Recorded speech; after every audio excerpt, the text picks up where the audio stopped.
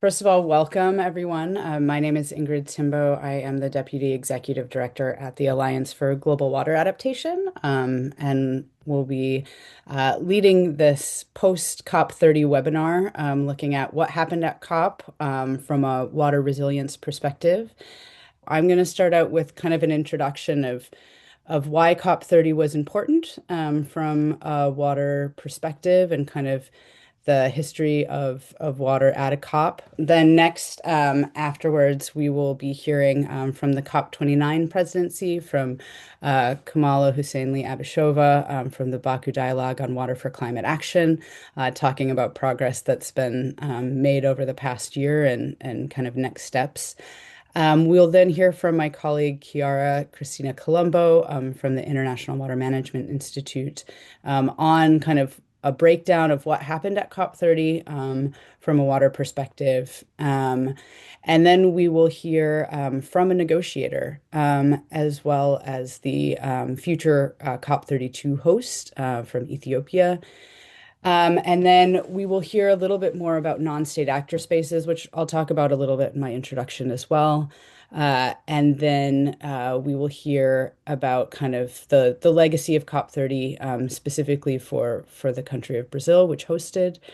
Then we'll have time for question and answer, and then a quick wrap up. So that's where we're going today. But by way of introduction, I wanted to mention a few things. First, so the group that's putting on this webinar today is four organizations. My organization, the Alliance for Global Water Adaptation, the International Water Management Institute, IMI, ARUP, and also Deltaris. And these four organizations have been working together for a few years now on a project called the Water Resilience Tracker. The Water Resilience Tracker was launched in 2021 to support the development of climate resilient or water resilient national climate plans. So these are things like NDCs and NAPs, but also national water strategies, other development plans that are also relevant to climate action. And so we have been working since that time to support countries with this work.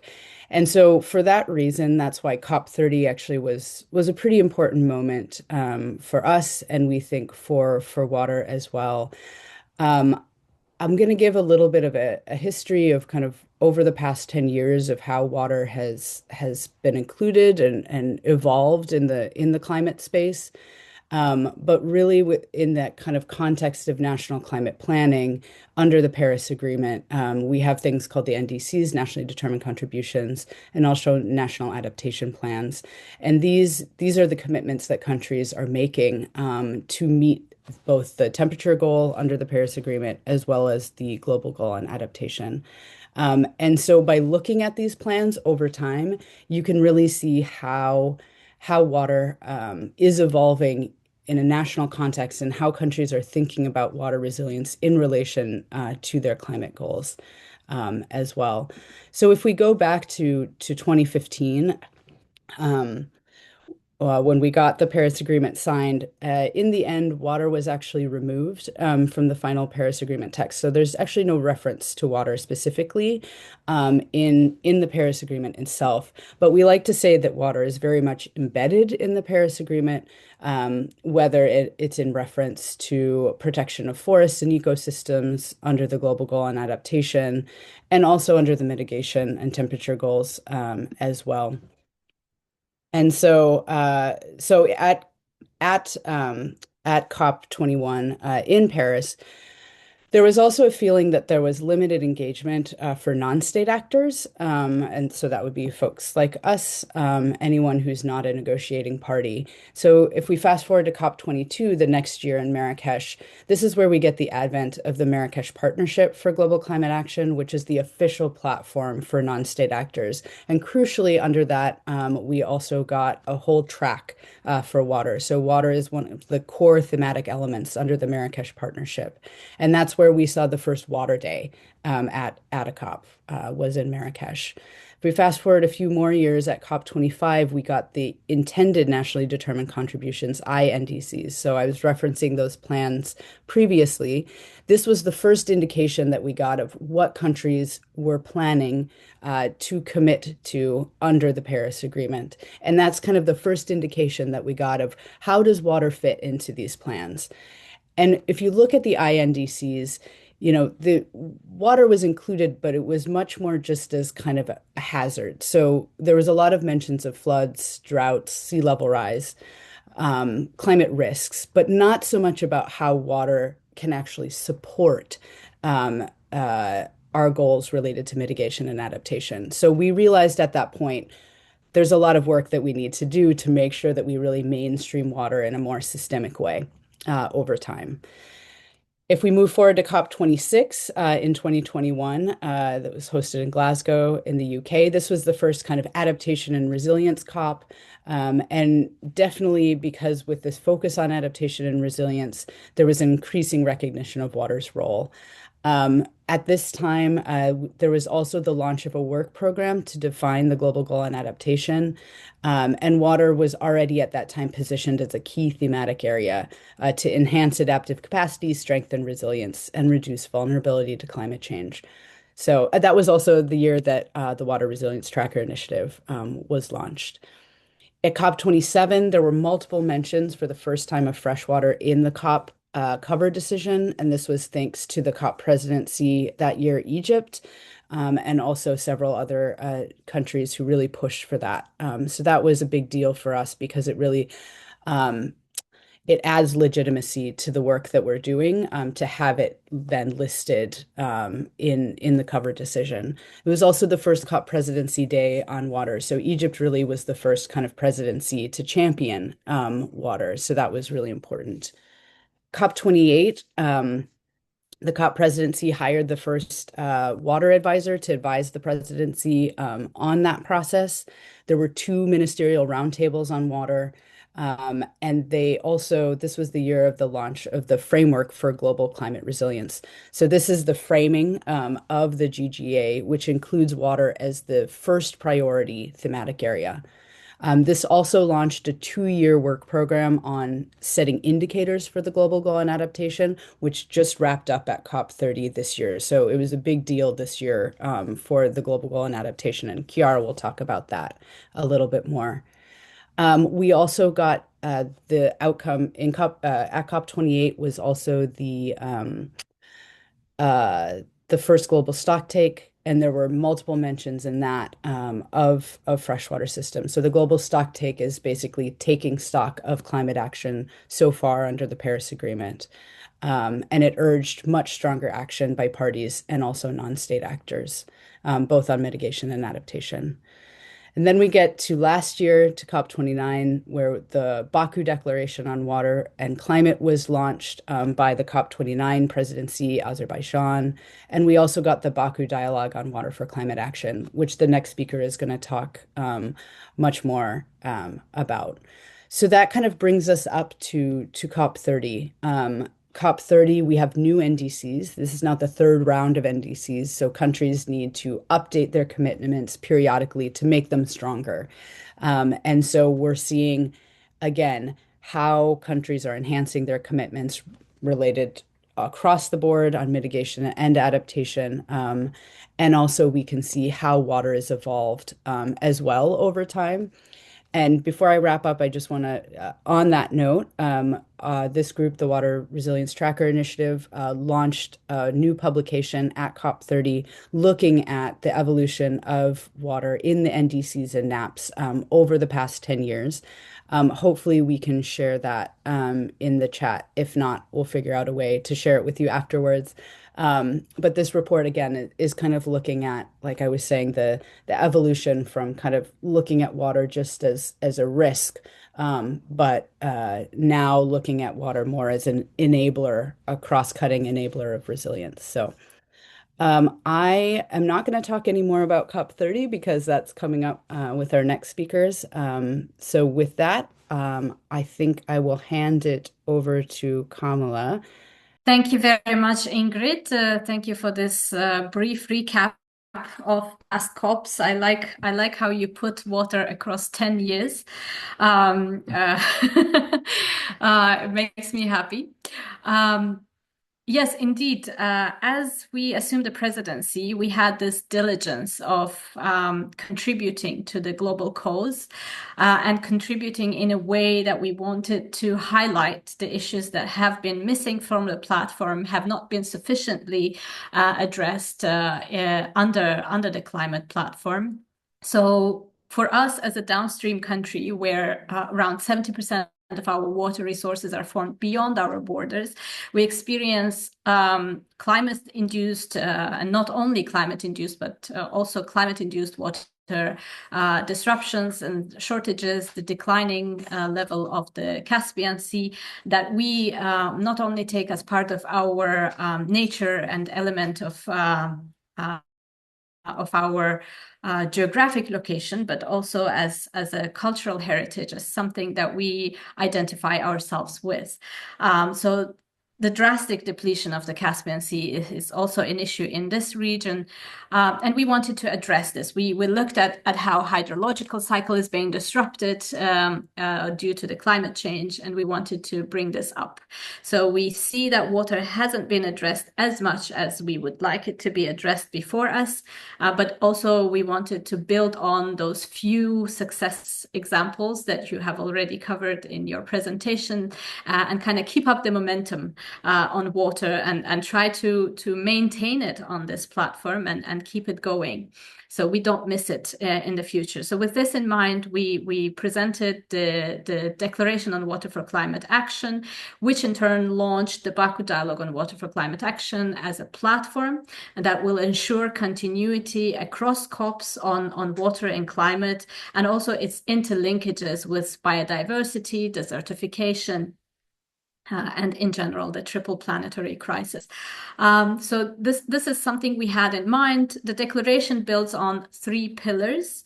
The declaration builds on, it was launched on the 21st of November, which was actually the Nature and Biodiversity thematic day.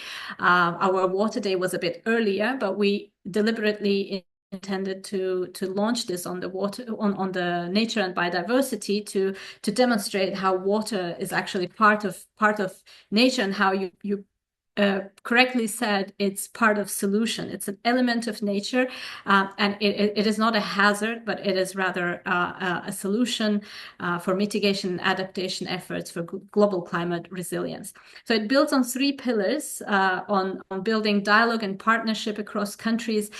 You mentioned that it is important that countries incorporate water consideration into their NDCs and NAPs, but it is also important from our point of view that we do it in tandem. We do it together with our neighbors, with countries that are sharing the same water basins. So this is very important that for proper management of water resources, for proper consideration, it's important that countries in the basin are actually jointly considering those water elements in their NDCs, NAPs, and also national biodiversity plans. This is also very, very important.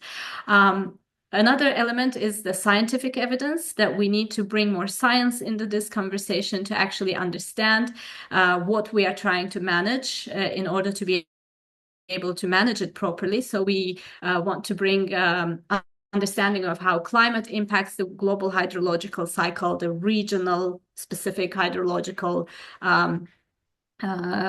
specific water resources. So this was another element under the declaration.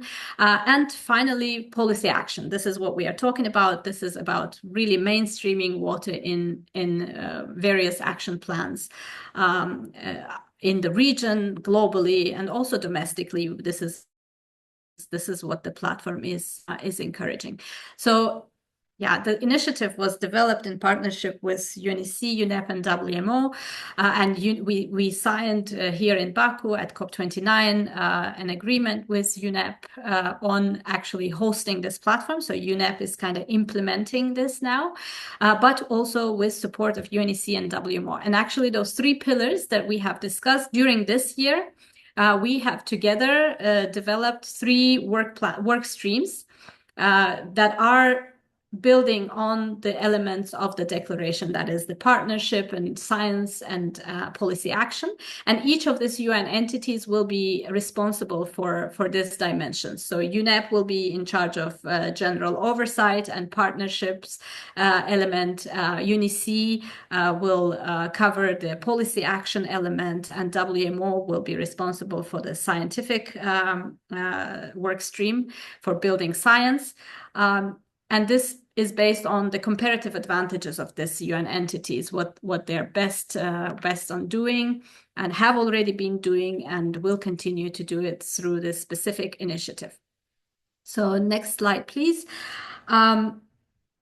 During this year, we developed those work streams and work packages, and we presented those work packages both in Bonn. We had an interim session of the Baku Dialogue platform in Bonn during the SB62 sessions, where we presented initially those work streams and collected feedback from partner countries and non-state stakeholders. And this is very important to mention that this is a multi-stakeholder initiative, which is not only about participation of countries but also about non-state actors. And in the next slides, you can see the list of countries that have endorsed the initiative to date. And in the next slide, you will see the list of non-party, non-country stakeholders that have endorsed this initiative so far. If you don't find your name in the list, please let me know. In the next slide, you can find out about how to actually join this platform and become an active participant of this Baku Dialogue platform. So why COP30 was important? It was important because this is what we promised. It was COP to COP continuity platform, and we did that continuity this year. We worked together with Brazil. They have been actively supporting and co-organizing this first high-level meeting of the Baku Dialogue in Belem on November 11th this year. And we will continue to work with now together with Brazil, with the incoming presidencies towards ensuring that continuity beyond Belem. So this is important. Now we continue to work with our partner countries on the implementation of these work streams. We do need support to implement the work under the work streams. We need engagement from countries, as well as financial support and any other support that can be provided to the implementation of the work streams that we have prepared and presented. We will be also presenting this information soon in Nairobi next week. We are within the framework of UNEA 7. We are also going to be presenting on the Baku Dialogue and the work stream. So we invite all of you to join us in implementing. This is important, and water is something that we have omitted for a very long time, but we are no longer intending to omit it. It's not a hazard. It is mismanaged, and that is why it's causing hazards. But we need to put it back on track, and we need to jointly cooperate on this. So thank you very much for this opportunity, and I'll remain open for any questions.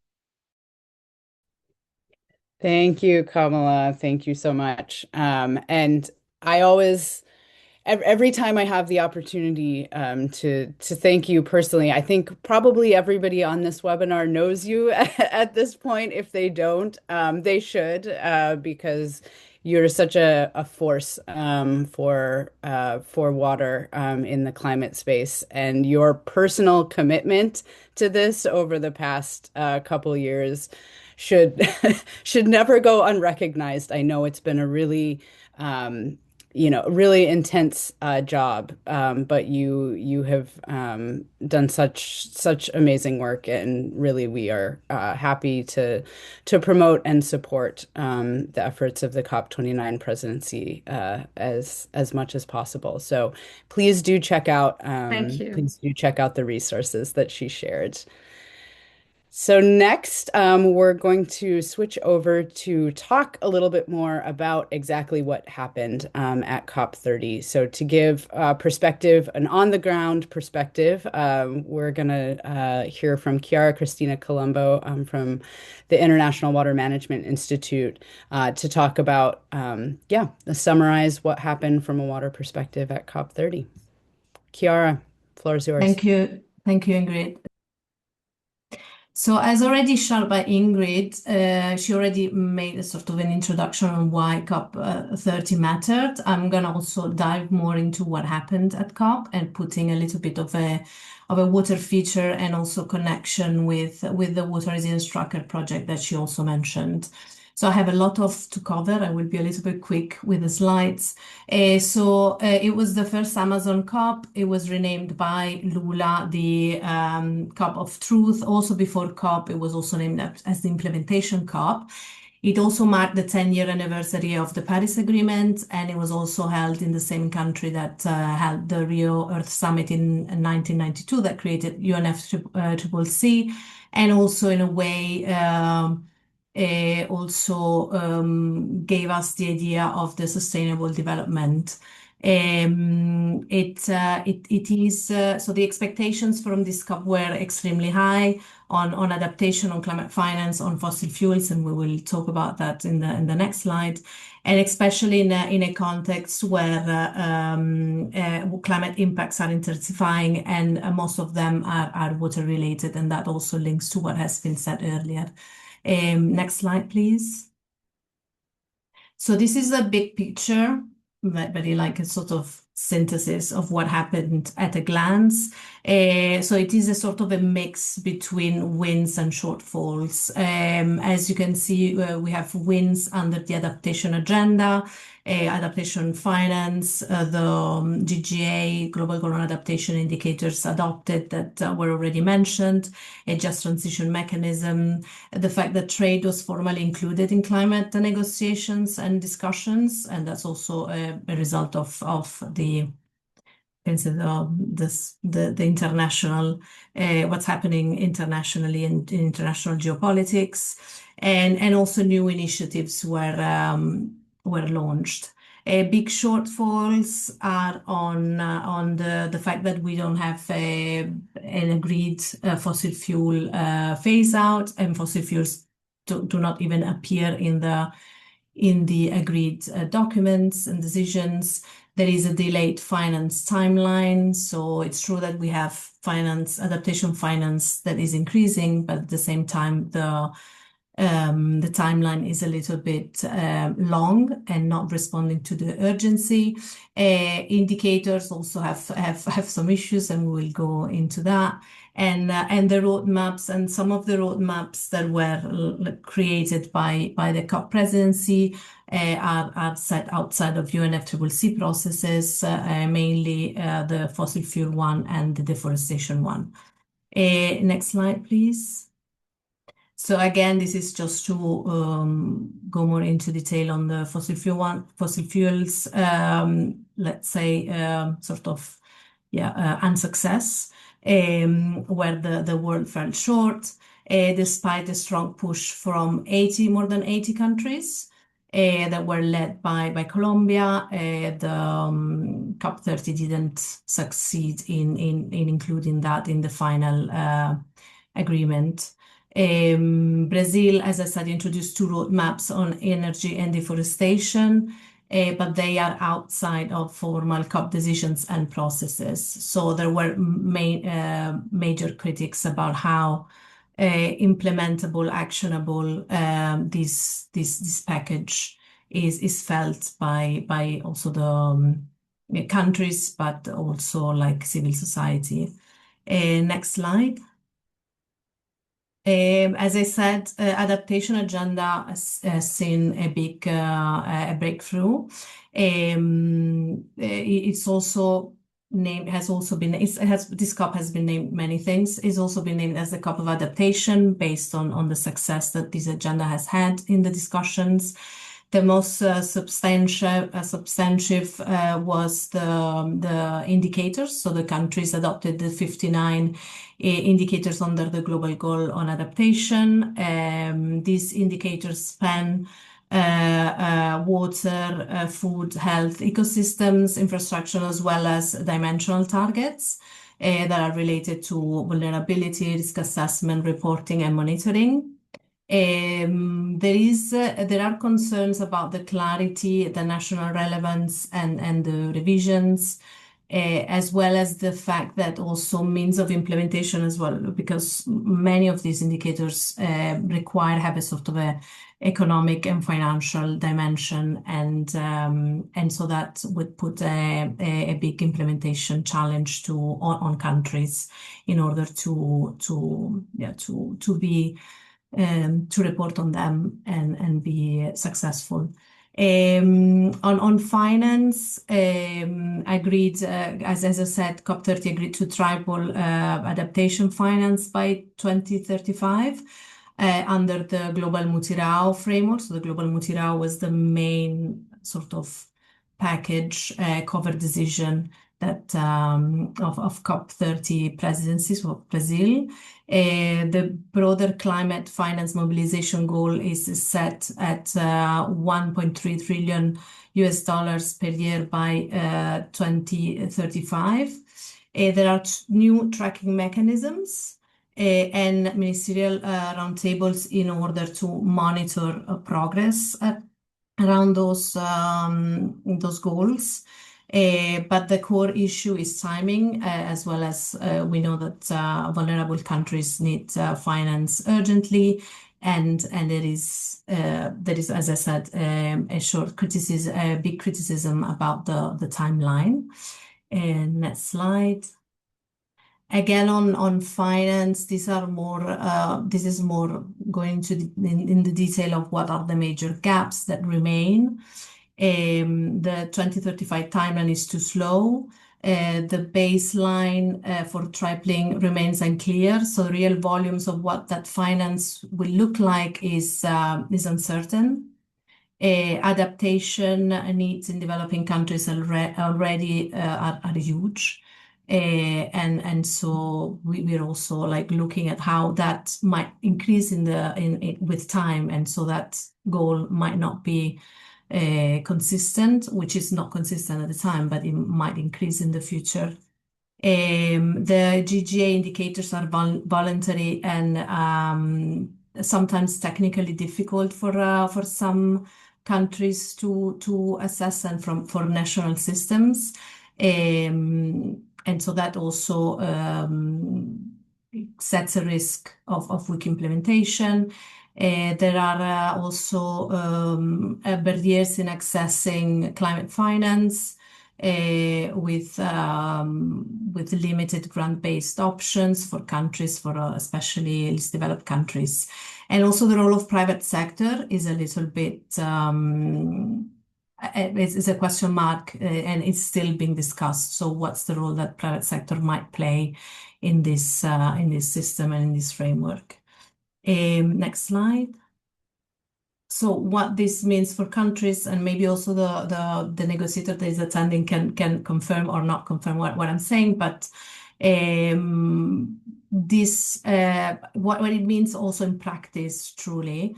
It's so in a way this is a sort of a discussion and maybe also something that can be restructured.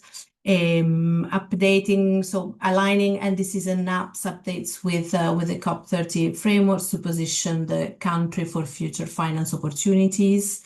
Prioritizing water resilience, as we are obviously part of the water resilience tracker, but we have seen also the benefits in doing that is essential. As nature-based solutions, early warning systems, infrastructure and governance. Also putting all that together and evaluating what are the trade-offs, outcome benefits can bring a lot of something that is more implementable and that brings bigger impact. Strengthening data systems is equally important for planning and to meet the expectations linked to the new GGA indicators. Countries also need stronger institutions and project preparation pipelines in order to access climate funds effectively. And also in this, the Water Resilience Tracker is also doing some work in supporting countries and doing some training on climate finance project drafting. As well as the need of more grant-based finance and sort of a funding that is meeting their needs locally. Next slide. So again, this is in a way to show how the water resilience tracker might also be an opportunity. Will not go into detail because the tool has also been presented earlier by Ingrid. But again, this can also, as you can see here, of how it can support the UNFCCC processes really more generally, not only what came out from COP30.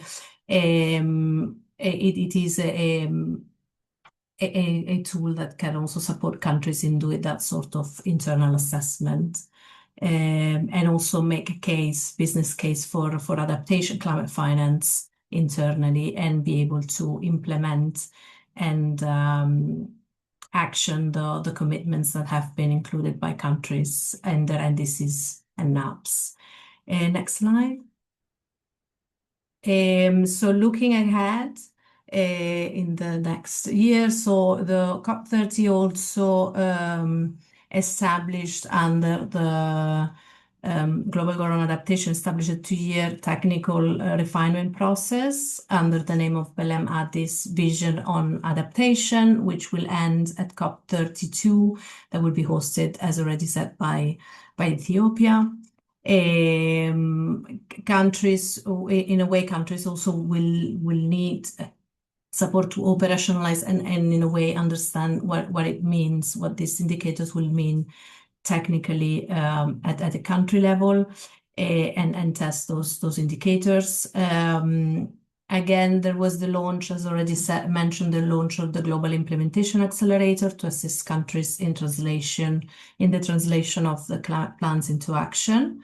And again, this might be also a place where not only the water resilience tracker, but where we can support countries and make sure that commitments are made a reality. Finance tracking for adaptation investments. As I said, there are some monitoring sort of tools, a mechanism and roundtable, and also anticipated increase in demand for water resilience tools and data. And I think there is another slide. No, I think that's the last one. I also want to say, so the next COP is COP31 in Turkey. It will have a sort of an hybrid sort of setting. Turkey will be the host, but negotiations will be led by Australia. So we will see how that will work. And then and also to give the floor now, I know the next speaker is the negotiator from Ethiopia. We're also looking forward to COP32 in Ethiopia and back to the Sub-Saharan Africa continent. So thank you. Thanks, Ingrid. Thanks, everyone. Thanks, Chiara. Yeah, and just to underline, I'm eager to hear from Ethiopia as well. But just to underline how much of a challenge the COP30 presidency faced also in getting negotiations over the line in the end. There were the final negotiations for COP30. I mean, if you follow these negotiations, they're always pretty tense. But I felt the final negotiations for COP30 were especially tense and especially divided. And there was a real sense that it was possible that there would not even be a final decision. And so the fact that parties were able to come together and agree on a way forward, not only on the GGA, but even on the the fossil fuels work, even though it's happening outside of the formal process, I think is while it's less than obviously what those of us who want much stronger ambition would like, it's at least they were able to get something across the line in the end. And so there will be a real big test next year for both Turkey and Australia um, uh, on what's left and what didn't make it over the line and how to take the convention forward. So um, I now want to, well, thank you, Chiara, first of all. And just a reminder, if you have any questions, please do put them in the Q&A. We will be monitoring that. If you have questions for specific panelists, please note that. Otherwise, we'll open it up to all the panelists once we've gotten through. So next, I'd like to turn to Mohamed Andoshe Faynet from the Ministry of Planning and Development in Ethiopia to give kind of a country perspective, not only on kind of COP30 and where we're at now, but also what his government is doing to already plan for COP32. As Chiara mentioned, there's now this 2-year work program on the GGA indicators. That will be concluded in Addis in 2 years. So there's already kind of a roadmap ahead for adaptation specifically. But Mohamed, please. Yeah. Yeah. Thank you so much. Can you hear me? Yes, I can hear you. Yeah. Very well. Yeah. Sorry for slide because of I'm assuming it just it's a kind of talking or That's I think fine. Absolutely. we'll further discuss with in slide next. So I think thank you for the invitation and thank you. It's much appreciated. And also really appreciate the previous presenter, especially the two presenters. So I'm really appreciate. So that is really the follow-up, especially the COP29, 30, and 31 next to Addis.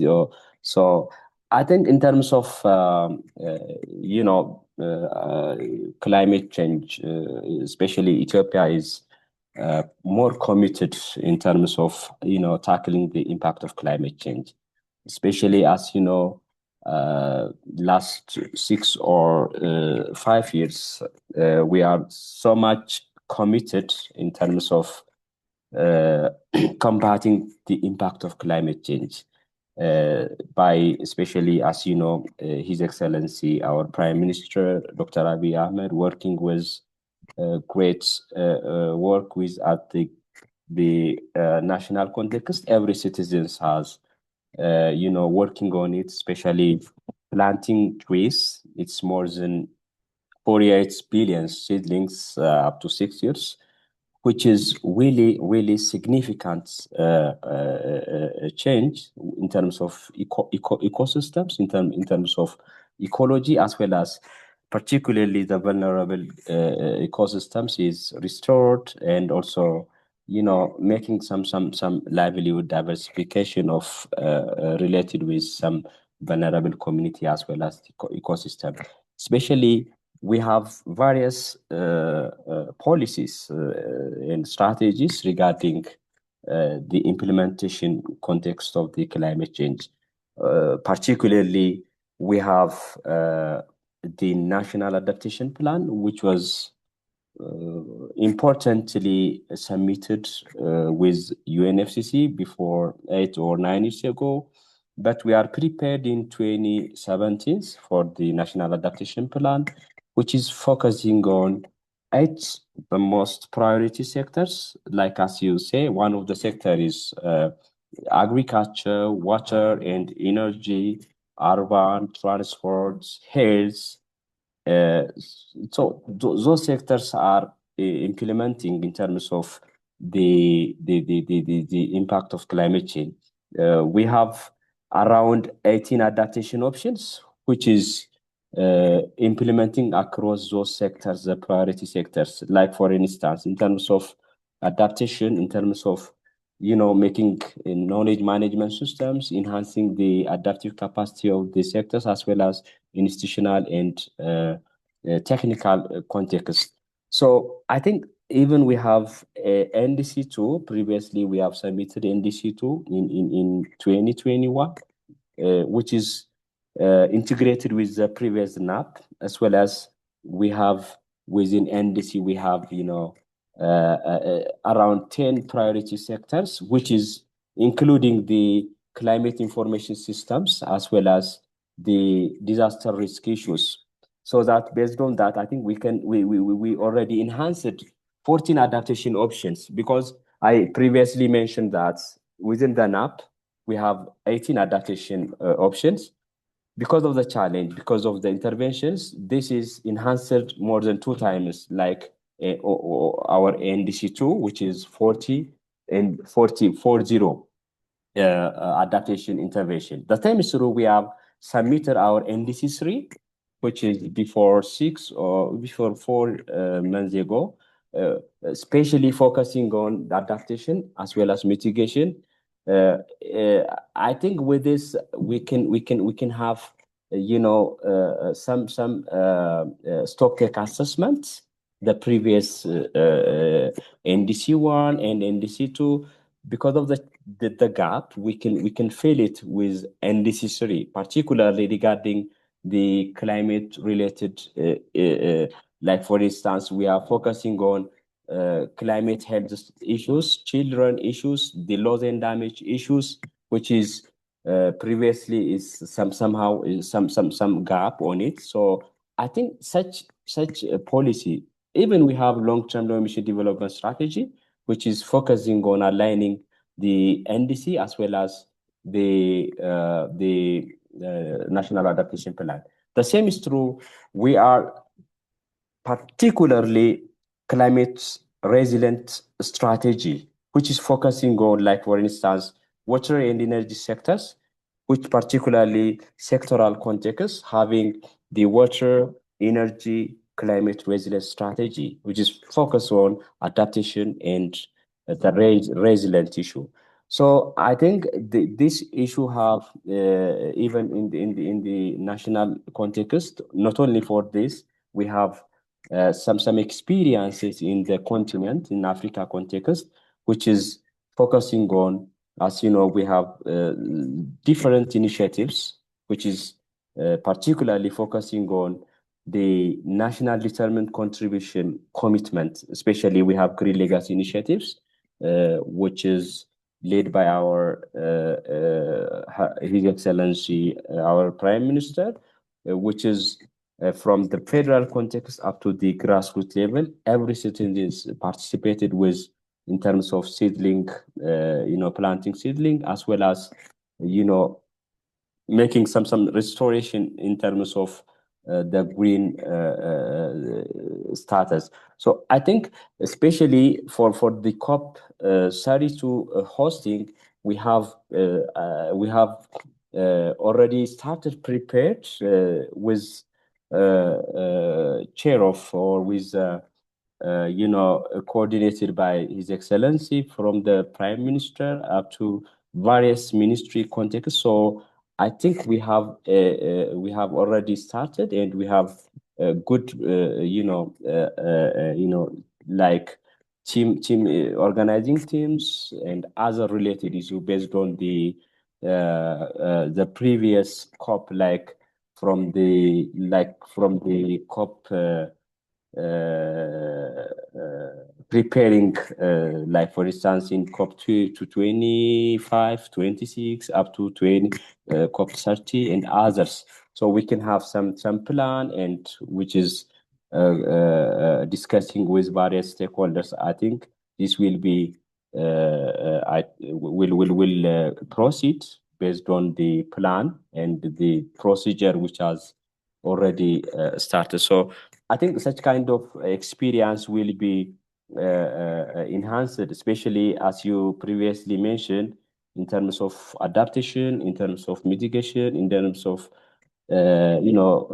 various items. We can assess it with what kind of, or what is the experiences in the COP context as well as the country context. So I have such a kind of issue. So once again, thank you for you giving a chance presenting. Yeah.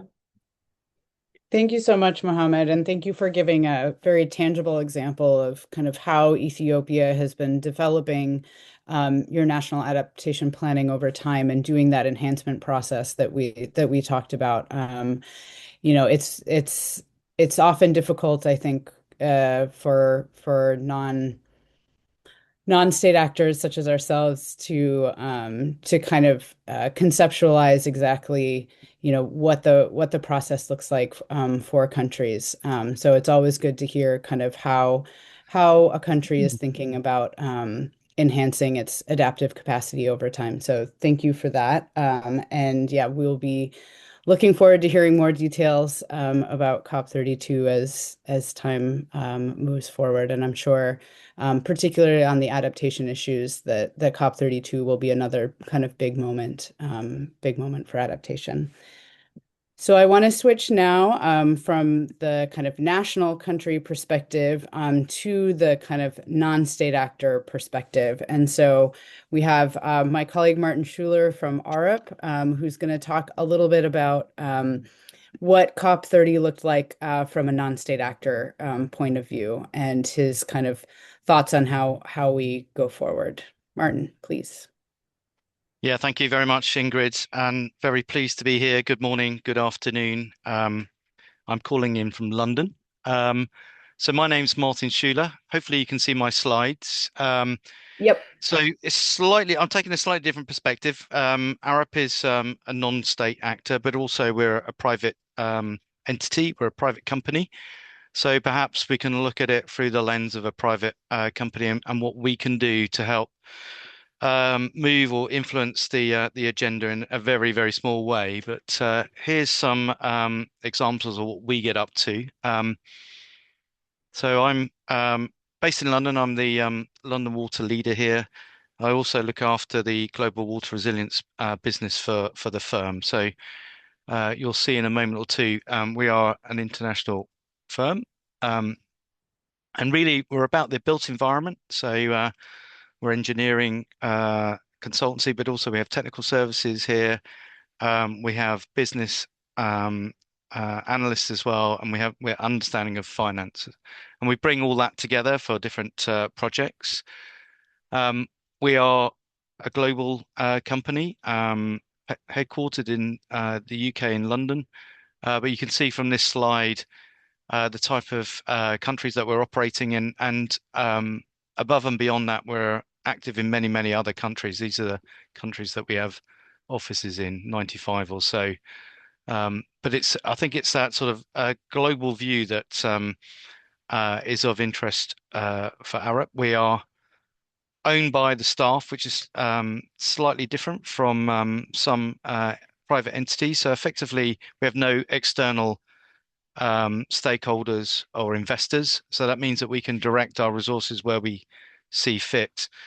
And that's one of the reasons that we got involved in the COP cycle in the first place, really, is to start to better understand that agenda and in a small way try to bring our skills and experience and try to influence some of those outcomes. And we've been involved in COP for many, many years now, and we're proud that we've been active in the Blue Zone, bringing our commitment to sustainable development. But I'll go a little bit further into that in a moment or two. The type of things that we get involved in, not just water, we look right across the built environment. So we're involved in sport, cultural buildings, other areas. But interestingly, we exited the fossil fuel business effectively at COP26 in Glasgow. So we made that announcement then. And so effectively, we're not doing anything in terms of fossil fuel exploitation. We're not looking at basically how to extract it, refine it, or transport it. We're not involved in that business, and that was a big move for an engineering consultancy. And we're hoping that helps to set the agenda for others who are interested in that space. And that's part of that sort of interaction between a private entity and being part of a non-state actor. Just other colleagues have covered this, but I thought I would just bring a sort of a sense of direction. We heard earlier about Rio. It was in Brazil in 1992, effectively. That set up the platform for the dialogue about climate change. But importantly, it started to define what were developed countries and developing countries, and that conversation continues to this day, really. Each with a different type of perspective and different role in that conversation. Again, a key milestone, COP3, the Kyoto Protocol. Effectively, there was agreement to cut gas emissions. Took some time to ratify and implement, but it set us well in that space. COP21 in Paris, a really, really important moment. We heard that although water wasn't mentioned directly, but indirectly, it gave effectively a platform from there on in for water to be part of the COP deliberations. And it kind of started to move from that thought about carbon mitigation into adaptation. And I think that's where water fits nicely into this conversation. Water is part of that mitigation story, but importantly, it's part of the adaptation conversation too. And as we've already touched on, that climate change impacts will be felt mostly through water. So too much, too little, too polluted water, as well as overheating issues. But adapting to that changing hydrological cycle is super important. And that's what we've heard from colleagues throughout this call. And just kind of framing it really into where we got to at COP30. I was privileged to be part of the Arab team, but also part of the Water Resilience Tracker team. So really proud to be part of that team and represented on this call, doing great work in this space, really acting at that policy level and taking it through to implementation. So really exciting. The Water Resilience Tracker in part is sponsored by the UK government, the FCDO.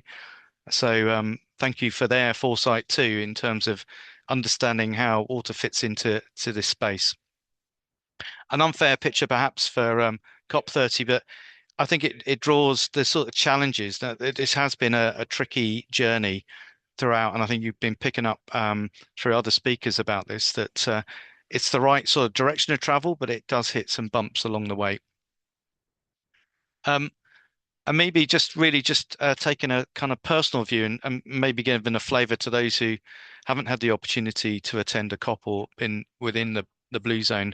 Just some thoughts about how that kind of works from day to day. I was there for the first week as part of the water delegation with colleagues there for the water events during the first week.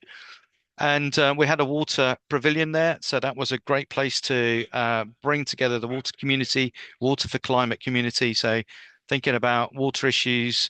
And there was events there throughout throughout COP30.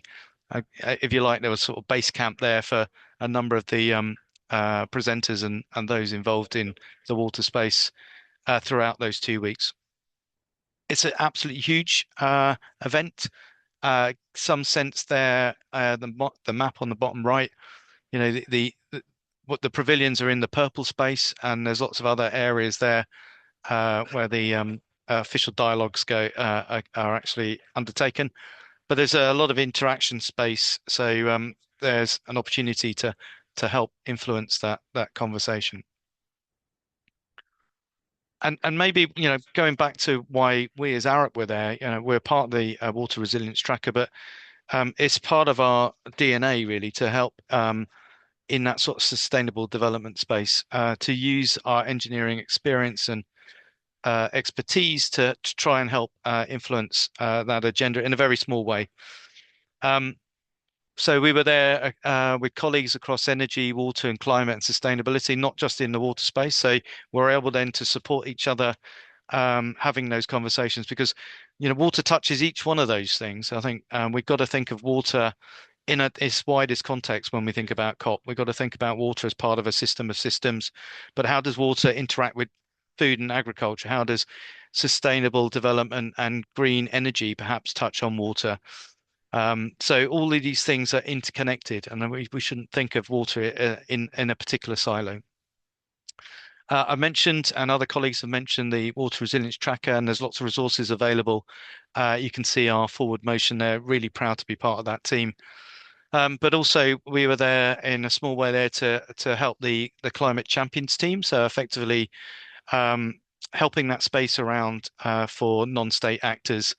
And we're proud to have been able to second a colleague into the climate champions team, Ellie McBurnley, who's the water lead there for the champions team.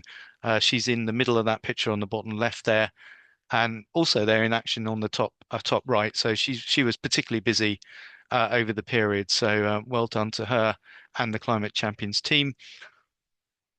And I think just sort of reflecting on the role of the climate champions team, and governments alone can't drive climate action at the speed and scale required. I think that's coming over. So there's that space for non-state actors to get involved. But we need that leadership. We need a direction. We need something to convene around. So the climate champions team give us that. And the COP30 action agenda, just picking out some brief sort of highlights there. But the aim of COP30 and the Brazilian presidency was to mobilize that sort of voluntary climate action. So that includes civil society, includes businesses, investors, cities and states and countries. So that they're all there's a melting pot around in the blue zone of different actors in that space. So it's not just government negotiators. And that's really important for us to feel part of that community and understand our role within the sort of climate change mitigation adaptation arena. We're there to look at the mitigation adaptation. How do we accelerate finance, technology, and importantly, capacity building and knowledge and skills transfer. And again, coming back to the tracker, the water resilience tracker, part of its remit is to actually build capacity locally in those countries that we're operating in. So that's really important that this isn't things that we do to countries. We're here to support and do it with a country. The tracker works alongside countries. And the focus in terms of what we were there in terms of the climate champions team in water, it was the so-called Axis 4, was building resilience for cities, infrastructure and water. So clearly it locates water in that urban space, but we know that water is much wider, and it touches wider aspects in terms of the catchment or the basin and other areas such as food and ag. So all of these are quite important things to consider. And I come back to that sense that water really sits well in that sort of system of systems thinking. And it's that great connector that connects all those systems and domains. So this is my final slide, really, just sort of summing up that COP is complex. It's not easy. There were demonstrations during COP30. Brazil looked to include indigenous population and colleagues and their voices in COP30, which it did well. But also, it's also a target for communities to suggest it's not going fast enough or quick enough in that space. So I think we all need to pull together in that. I don't want to leave on a negative, but the door's open, I think, for more to get involved. And that's why Arup and the tracker are there as part of that non-state space. And that's me done. So back to Ingrid. Thank you. Thanks so much, Martin. And yeah, I mean, I think, we're really seeing some of the limits of what, countries alone can do, right? And so there is a huge demand from civil society for countries to do more, and that should continue, absolutely. But we all also there are things that we can all be doing, and that we are doing, right? And so that emphasis on kind of the civil society action, I think, is really important. I will say, to Brazil's credit, and we're gonna save the last word here in our presentations for a Brazilian perspective. But to Brazil's credit, they really pushed this non-state agenda, as well, quite well. And so that is something that I think should be commended. Their entire vision for COP was organized around this principle of mutirão, which is about kind of self-sustaining action, mutual support, and not kind of this very top-down process, which the COP is a very, very heavily top-down process. And so really sought to get a strong non-state actor component into the actual into the conference itself, including this kind of creation of 30 different activation groups. They had a huge global climate action agenda, much bigger, I think, than we've seen from any other COP president. And so they really took that part of the COP quite seriously. And so I think that's maybe an important indicator for future COPs as well, and the importance of including non-state actors in a much more substantive way. So last but not least, in terms of our presentations, we're going to hear from my colleague Glauco Kimura de Freitas, from the Water Resilience Tracker team in Brazil. He was also on the ground in Belem for COP30 to kind of take us through, what is the COP30 presidency kind of hoping is the legacy for COP30, and as a Brazilian, what's your perspective on kind of how COP30 went, and what are the opportunities going forward? Thanks, Ingrid. Thanks, my colleagues. My name is Glauco. I am the Water Resilience Tracker Coordinator for Brazil. So as a Brazilian, I think we all have mixed feelings about COP30. We see, of course, positive aspects and not so positive aspects. It was my first COP. I have been a freshwater person from the last 25 years, and it was my first COP, and I found a lot of spaces to talk about freshwater, so it means a lot. So it means a very important change. So the Water Resilience Tracker in Brazil, we are now in the phase 2. Last year, we concluded the phase 1 when we assessed 8 national plans. And we could see that water needs to be improved in the climate change lenses in these national plans, needs more integration, intersectoral integration. And now in the phase 2, we have this memorandum of understanding signed between the Water Resilience Tracker organizations, the Brazilian National Water and Sanitation Agency, ANA, and the Ministry of Environment and Climate Change, MMA. So we have this ceremony of signing this MOU during the COP for the phase 2. And the phase 2 will focus, we will continue focusing in the national, and now we will start focusing on the subnational level. We will work in 6 pilot basins in Brazil. In the map, in this map, you can see in the bottom right, these 6 basin plans will be assessed using the Water Resilience Tracker, and we will, when we are working with the MMA and the Unifesp to analyze 16 sectoral NAPs of the Plano Clima to see if they are fulfilling the water and adaptation concepts and principles. Next, please.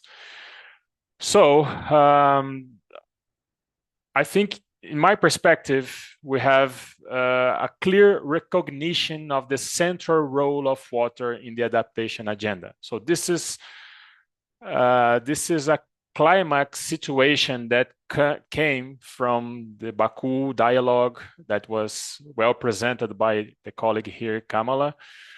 And I could see that now water is left from a side top to be a structural component of the adaptation agenda with dedicated indicators, of course, with some constraints that Chiara well presented, and also the possibilities of working with these indicators. And I have been following this discussion in Brazil since June this year. So in June this year, ANA and the Ministry of Integration and Regional Development start conversations. And as a result of those conversations, they issued a letter to the presidents of COP30 asking to include water as a central element in the adaptation agenda in the COP30. So this was very important because it has triggered a lot of processes from June until November that in COP. Next slide, please. And we had this high-level panel, ministerial panel that included water as a central element, and also launched the financial mechanism of $30 billion by 2030 that has started in Chile in October in this Regional Water Week for Latin America and Caribbean at ECLAC headquarters. So there is a pledge of funding mechanisms to work in this agenda. So in terms of governance and monitoring, as Chiara mentioned, we have these 59 adaptation indicators. Several of them are water related. So the final text also emphasizes that water system must be explicitly included in NAPs, NDCs, and biodiversity strategies. So countries now must report on water-related adaptation progress, and funding streams are expected to prioritize water resilience projects. So as Martin mentioned and Ingrid mentioned before me, the COP30 was really a COP for people, a COP of people. So it was the COP with the largest indigenous presence ever recorded, with thousands of indigenous peoples and leaders defending the demarcation of territories as the main demand to contain the climate crisis. I think because it was held in Belem, it was in a strategic position to participation of thousands of indigenous peoples from all over the places in the Amazon, in other countries. So we have this with this march in Belem that aggregated 40,000 people. It was really serious, and the indigenous communities were there to say very loud and clear that we are the answer. So the NDC, the indigenous NDC, I was surprised to learn that indigenous people developed their own NDC, and they were requesting that the Brazilian government demarcates indigenous land, and it happened in the end. The Brazilian government demarcated 20 indigenous lands during COP, but it was not an easy process. It was hard won, including an occupation of the blue zone from indigenous people who were in the COP could see that they occupied the blue zone, and with a clear message that they don't want their image to be used for political purposes and greenwashing. They want to be part of the process for real. So I think this was very, very strong as a legacy of COP in Brazil. And I love this picture because this picture shows the president of COP30, André Correia do Lago, with a baby Munduruku baby in his hands. and the baby is looking at his face, and there's a lot in this face of this baby. Don't let us down. I think you can imagine the baby saying, "Don't let us down." Next slide, please. And also we have this adoption of a gender action plan and the Belem mechanism for a just global transition, just transition. Next, please. And also we have these financial mechanisms for forest protection. We have these partially successful Tropical Forest Forever funds that has this 25 billion target and has reached 6 billion. I think it's a good start. And also Brazil took the leadership of a carbon coalition of countries that joined 19 countries around a voluntary coalition of carbon markets during COP. Next, please. But as a Brazilian, I believe that we have some contradictions that I think they are negative for the legacy of COP. I mean, one month before COP started, the Brazilian Institute of Environment issued an environmental license to explore oil and gas in the equatorial margin in the mouth of the Amazon River. So it created a lot of tension, and I think it responds partially to the social movements and the higher temperatures, literally, that we could see in Belem.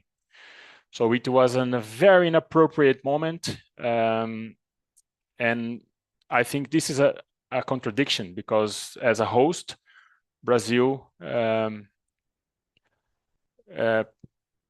could be more committed to decarbonization. And the worst scenario happened after the COP, when the legislative sector is approving, probably today, the end of environmental licensing in Brazil. So this is a huge problem. I think it's the worst environmental setback in the Brazilian history, because it will really harm and put all the resilience of cities and bases into a big problem. So the watersheds and basins will really be affected by non-environmental rules that Brazil is changing right now. So I think these domestic problems, really, the contradictions, really put our legacy of COP into risk. So this is my contributions as a Brazilian. I hope we can discuss it better. Thank you very much. Thank you so much, Glauco. And yeah, I think, it was good to kind of give some very tangible examples of how the challenges that Brazil is facing domestically, that many of our countries are all facing as we try and amp up action while also, facing challenges at home. So it was really, really nice to hear your kind of your reflections, especially as someone who's coming to COP for the first time, and that you did find a lot of space for discussion about water related issues. So that's very good to hear, because sometimes, it can be challenging. It's a huge conference. There's so much going on. There's a huge blue zone with all the pavilions, but there's also the green zone, I think, which you also participated in, which was even more raucous and open to civil society and folks. And so, yeah, I think it's for anyone who hasn't been to a COP, it can definitely be an overwhelming experience, but hopefully a positive one as well, to kind of see all the different work that's happening on the ground. So we have a little bit of time for questions. I know that there's been a few questions that have already been answered in the chat. There was a good one that came in about providing some examples of how improved planning can meet emerging GGA expectations and about the indicators linking directly to water management and planning. Chiara put a good answer in the chat, but I will just also add that in terms of improved planning, Chiara mentioned that under the GGA indicators, there are some targets related to various different themes. So that's things like water, infrastructure, health, food systems. But there's also what are called dimensional targets, and those are directly related to things like planning, like a NAP, like an NDC, and more relate to also vulnerability and risk assessment. So things that are more kind of transversal across different themes. And I think it's really important that those were included. And I was, you know, one of the things that AGWA was really pushing for was really strong dimensional targets because, as important as it is to have standalone water indicators, and there are 9 of them, which is great, because we see water as really kind of this cross-cutting issue, looking at it from a vulnerability and a risk perspective, as well as kind of more systemically in planning, I think is really important as well. And I was very concerned initially that water would just again kind of be siloed the way that it is in the SDGs under one pillar. But really, we see, the technical experts who put together these indicators were really grappling with a lot of kind of the cross-sectoral elements. And so I think that kind of having those dimensional targets in there as well is actually really excellent. And that can really help countries as they're thinking about their longer term planning. And so, yeah, so hopefully that answers that question. I'm not seeing any other questions at the moment. Chiara, you have your hand raised. Do you want to come in on Yeah, that? no, so just answering, there is a lot of talking about indicators, not only in the climate setting. You just mentioned, the SDGs, and there is also the post 2030, agenda. So we don't know how potentially these global goal adaptations will also inform that sort of process. There is a huge water year next year. There is the UN water conference at the end of the year.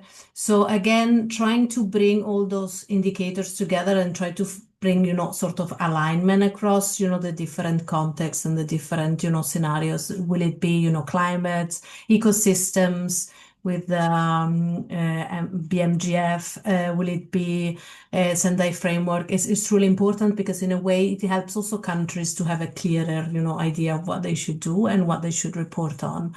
So I think the work on indicators is truly a work that will increase in the coming years. And then we should also push for harmonization, across all those different frameworks. Not Yeah, beyond only climate, yeah, that's an important point, and Kamala referenced that too when she was Yeah. talking earlier, linking with the biodiversity agenda. And I will say, in talking with the indicator experts, a lot of them come from other conventions and True. were involved in creating the indicators and metrics for the SDGs or the Sendai framework. And so I know that that was something that they were looking at because one of the things that countries, especially, in the global South, were pushing for is they have to report and monitor, they have to monitor and report. And there's not a lot of data and information for many of the indicators that the technical experts would have liked to include. And so there was kind of a process of narrowing down to not to exclude indicators that don't have any data available, but to really think hard about how you kind of balance the need for new good data with what is already existing and available and what countries can actually report on. And so that's a process that is still going to be ongoing. There's that 2-year refinement period that Chiara mentioned. And then also, crucially, in the final text at COP30, it was determined that there would be a review of the indicators in 5 years as well. And so it's these aren't necessarily set. They can be adjusted as time goes on, which I think is also really important because we're going to get information as countries start to try and do monitoring and reporting against these new indicators of what works, what doesn't work, and where we might need to make adjustments going forward. And that's really what adaptation is all about. It's iterative. And so parties did acknowledge that in the final text. Mohamed, I see your hand is raised. Did you want to come in on this? Yeah. Thank you so much, Ingrid, for your really fantastic coordination and facilitation. I'm really appreciate. I'm also thank you for the presenter. I think in terms of indicator, especially where we have in Ethiopia, we have mainstreaming guideline, which is focusing on how to mainstream climate issues in development planning systems. As I previously you mentioned, Ministry of Planning and Development has a huge mandate in Ethiopia, including coordinating environment and climate change, especially how the climate is mainstreaming from medium, short term, as well as the long term plan. So based on that, I think we have key performance indicator, especially we have mainstreaming guideline, which of prioritizing all sectors, like as previously mentioned in NAP, NDC, and the long-term development strategy. We have at least 10 priority sectors. All the sectors have their own key performance indicator in terms of adaptation and also mitigation. Particularly in terms of adaptation, they have a key performance indicator. They have also actions, which is related with the sectoral context in terms of, advancing the livelihood diversification issue in both sectors, as well as, in terms of, like, for instance, resilience, the sectors. So each of the sectors or the priority sectors are implementing these key performance indicators. Especially, they have also indicators, which is like activities every time they implementing to tackle the impact of the climate change as the sectoral context, as well as as coordinating entity, since we are the ministry has mandated to coordinate as well as the focal point for UNFCCC, as well as the NEDA for like GCF, Adaptation Fund, GF. So based on that, there is a coordinating mechanism in national context in terms of capacitating the sectors, both in institutional and technical. So each of the issue has, key performance indicators, like, for instance, in terms of integration, in terms of coordination, in terms of MNDA and knowledge management system. So I think this what we have it. Yeah, thank you. No, thank you, Mohamed. And I think that's a really important point about kind of the need for coordination across all of these various different plans and mechanisms, and also to point out that it's not like governments aren't already thinking about this, and it's not like they aren't already working on this issue. It's something that you all are very familiar with, and so it's not, hopefully not to create new systems or new kind of reporting mechanisms and things like that, but hopefully to work as harmoniously as possible with what already exists within countries. So thank you for that. So we are out of time, but I do just want to end by thanking all of our panelists for presenting today, for sharing their experiences and their perspectives on COP30, and also on kind of the broader topic of water and climate change.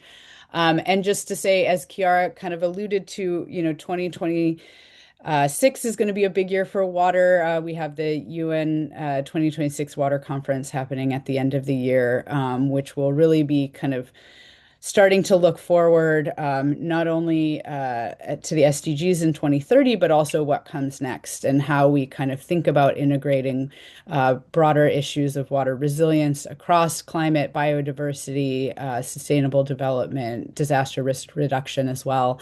And so please stay tuned.